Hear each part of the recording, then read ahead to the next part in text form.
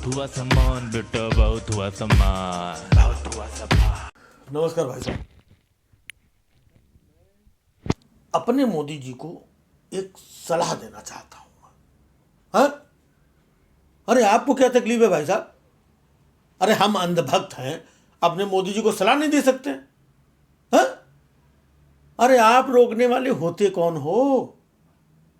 और वैसे भी एक अंधभक्त अगर किसी के रोकने से मान जाए तो फिर वो अंधभक्त कहेगा? है? आज देश में क्या क्या चल रहा है देखो।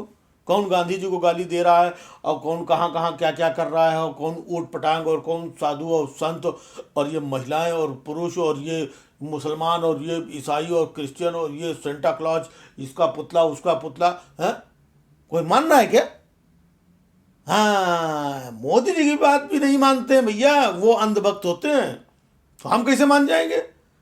हाँ, तो भाई साहब हम एक अपने मोदी जी को हाँ, एक सलाह देना चाहते हैं। और क्या है ना कि मोदी जी आजकल दिल्ली से रोज यूपी आना जाना उनका लगा हुआ है। लगा हुआ कि नहीं? रोज बेचारे रोज सुबह उठते हैं, नहाते धोते हैं, मंजन ब्रुश करते हैं, कपड़ा पहनते हैं अपना 10 लाख का, मतलब जितने का भी सूट है उनका वो पहनते हैं, और तुरंत चलो यूपी, चलो यूपी, रोज यूपी। तो भाई साहब हमारी सलाह ये है कि हमारे आदरणीय प्रधानमंत्री जी को इतना स्ट्रेस क्यों देना चाहिए भाई साहब? 18-18 घंटे काम करते हैं वो, ऊपर से उतना ज़्यादा स्ट्रेस उनको दे दो। तो सलाह ये है हमारी कि मोदी जी जब रोज दिल्ली से आपको यूपी आना है तो ये एमएसटी क्यों नहीं बनवा लेते हो? आराम से आओ जाओ। हाँ, काहे को जनता का करोड़ों रुपया टैक्स का बर्बाद कर रहे हो? नहीं नहीं, हम नहीं कह रहे हैं ये, हम तो अंधभक्त हैं। अरे अंधभक्त कैसे कह सकता है? ये विपक्षी लोग नालायक कल को ये आवाज़ उठा दें कि बताइए रोज मोदी जी यहाँ करोड़ों रुपया खर्चा कर रहे हैं, बस उससे बचने के लिए हम सलाह दे रहे हैं। हाँ, और सलाह क्या दे रहे हैं? हम पूरा मोदी जी के साथ में हैं, हम व्यवस्था करेंगे मोदी जी की। आप कानपुर आ जाओ, बाबूपुरवा कॉलोनी में डबल रूम में आपकी व्यवस्था करवाते हैं हम। काहे के लिए रोज जाओ आप? ये डबल रूम है और सामने शौचालय है, आप सुबह जाओ फ्रेश हो, और वो भी हमारा क्या है उसमें, वो भी आपका बनवाया हो शौचालय। बस दरवाजा नहीं है तो क्या हुआ? हाँ, नहीं हम तो ये अंधभक्त बाहर खड़े रहेंगे अपना। हाँ, अपना ऐसा थोड़ी कोई, आप अंदर आराम से बैठना, कोई दिक्कत नहीं है मोदी जी। और मान लो हम कहते हैं कानपुर में नहीं जम रहा है आपको, लखनऊ में व्यवस्था करवाते हैं, दुबग्गा में, मुंशी पुलिया में। हाँ, जुगाड़ सब है। अब बताइए, हम अंधभक्त लोग इतना सोच रहे हैं मोदी जी, कायदे से ये काम तो जो है योगी जी को करना चाहिए। करना चाहिए कि नहीं करना चाहिए? उनको सोचना चाहिए कि हमारे प्रधानमंत्री आदरणीय श्री नरेंद्र मोदी जी रोज दिल्ली से जो है यूपी आ रहे हैं, क्यों बार बार उनको आना जाना इतना तकलीफ दे रहे हो योगी जी आप? इतना बड़ा मुख्यमंत्री निवास आपका, अकेले रहते हो, न बीवी न बच्चे हैं। मोदी जी को बोलो यहीं पर रात में गुजारें, आराम से रहें, अपना खाएं पिएं और अपना सवेरे अपना रैली करें, लंबी लंबी मतलब यात्राओं पे जाएं वो। हाँ, लेकिन हो सकता है कि भाई योग मतलब मोदी जी धुआं धक्कड़ में रहना उनको पसंद ना हो। हाँ, चिलम की वजह से। अबे यार, ये नौले को तुम लोग, ये चिलम कहाँ से आ गई बीच में? धुआं धक्कड़ बोला तो तुरंत चिलम। अरे कहने का मतलब ये है कि जाड़े का टाइम है, योगी जी अपना गाय धर्म और चीज़ें सब अपना पूजा पाठ, वो कंडा जलाते हैं रोज, गोबर का जो कंडा आता है वो उससे तापते भी हैं और अपना धुआं हुआ सुलगाते हैं, तो उनका है सिस्टम। तो उस धुआं धक्कड़ के चक्कर में मतलब मोदी जी को वहाँ नहीं जमेगा, ये बात तो हम मानते हैं। देखिए, तो एक काम करिए, मतलब मोदी जी के लिए क्या तकलीफ है? वो केशव प्रसाद जो मौर्य साहब हैं वो किस दिन काम आएंगे? केशव प्रसाद मौर्य अपने घर में रख लें भाई, महीने 2 महीने की तो बात है।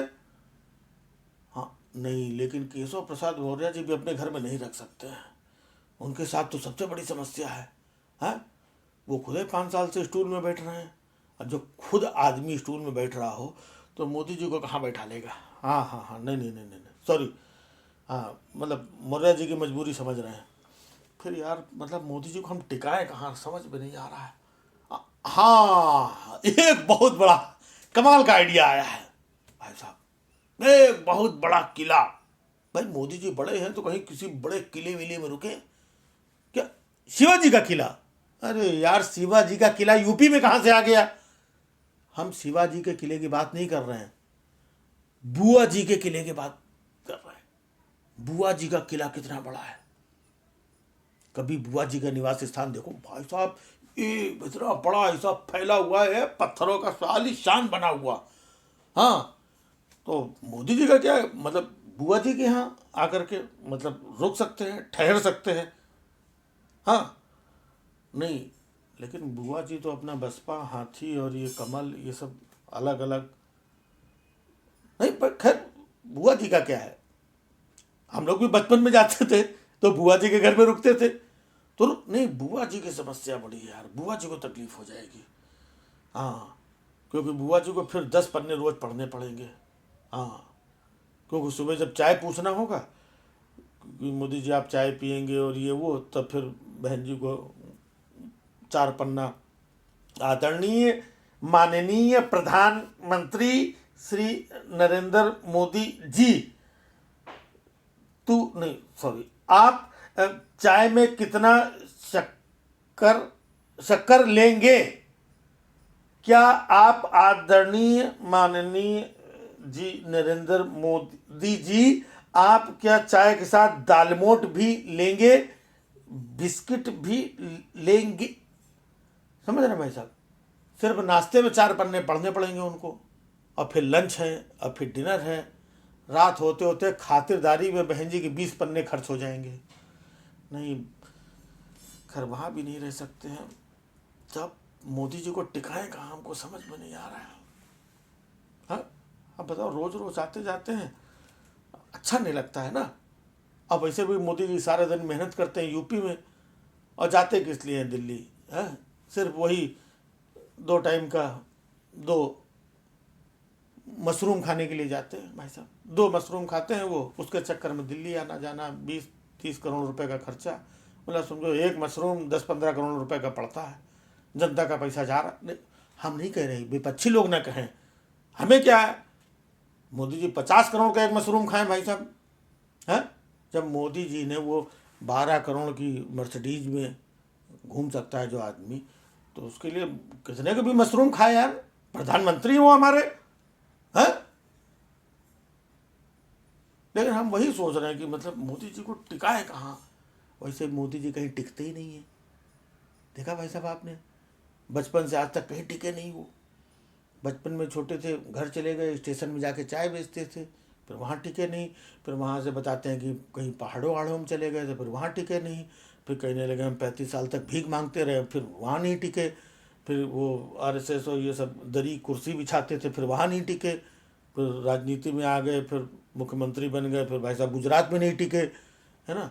अब फिर वो प्रधानमंत्री बन गए, दिल्ली आ गए, अब दिल्ली में नहीं टिकते हैं, है ना। कभी वो बंगाल, तो कभी यूपी, तो कभी अमेरिका, वो टिकते नहीं कहीं। अब समझ में आया, हम खामखा में परेशान हो रहे थे कि मोदी जी को कहाँ टिकाएं। मोदी जी कहीं टिकते ही नहीं है। हाँ, एक बात बताएं, मोदी जी लगे तो हैं, यूपी में भी टिकेंगे नहीं। हाँ, नहीं नहीं नहीं टिकेंगे वो।